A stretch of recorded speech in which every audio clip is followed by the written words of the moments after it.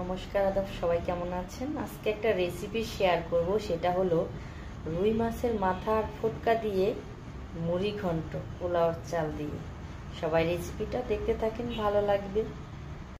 প্রথমে মাছগুলো ভালো করে কেটে ধুয়ে নিব। তারপরে এই যে এখানে হচ্ছে চেই মাছ, রুই মাছের মাথা আর ইলিশ মাছ, আর নিয়ে আসছে রুই মাছের ফুটকা। তো ওইগুলো ধুয়ে পরিষ্কার করে বাকিগুলো রেখে দিছি। আর ফুটকার রুই মাছের মাথাগুলো নিছি মুড়ি ঘন্ট রান্না করার জন্য।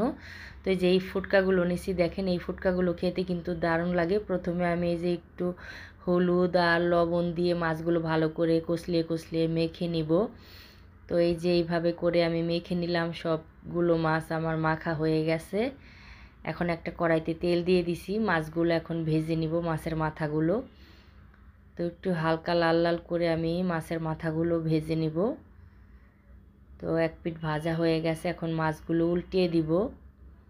তো এই যে উল্টানো হয়ে গেছে, এখন তুলে রাখলাম একটা বলের মধ্যে। আর বাকি এখন ফুটকাগুলো ভেজে নিব, ওই তেলের মধ্যেই এখন ভেজে নিব ফুটকাগুলো।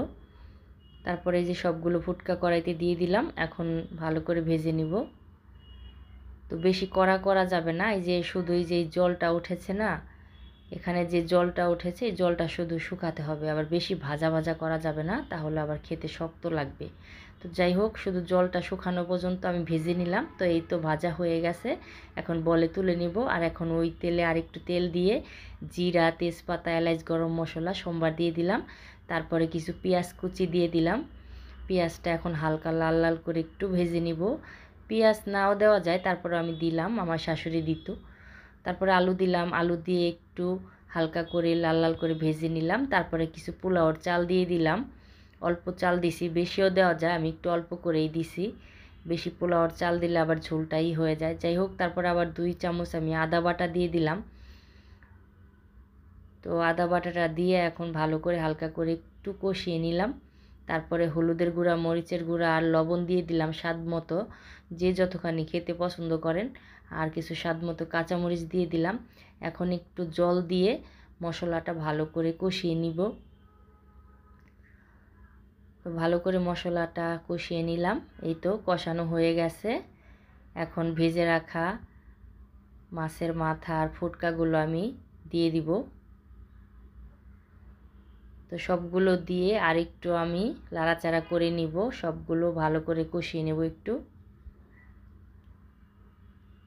তো ভালো করে এই যে কষানো হয়ে গেছে আমার।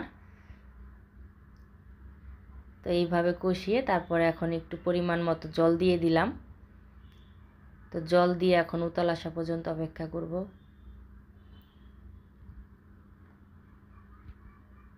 তো এই তো 10 মিনিটের মতো এটা একটু ফুটিয়ে নিলাম তরকারিটা। তারপরে এই যে উতালো এসে পড়েছে সুন্দর, তারপর আমি লাড়া দিয়ে দিলাম একটু। আর এখন এই যে একটু শুকিয়ে নিছি তরকারিটা, শুকানোর পরে তারপরে এই যে আমি জিরা গুঁড়ো দিয়ে দিলাম।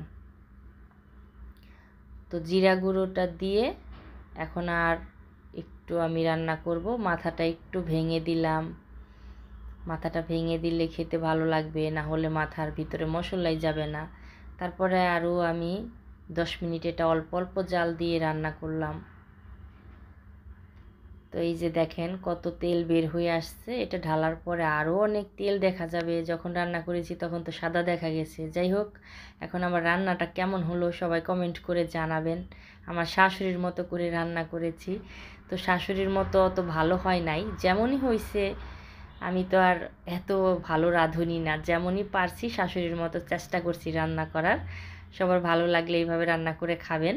তো আমার থেকেও অনেকেই অনেক ভালো করে পারেন। যাই হোক, সবাই ভালো থাকবেন, সুস্থ থাকবেন। Good night. আর বৌদির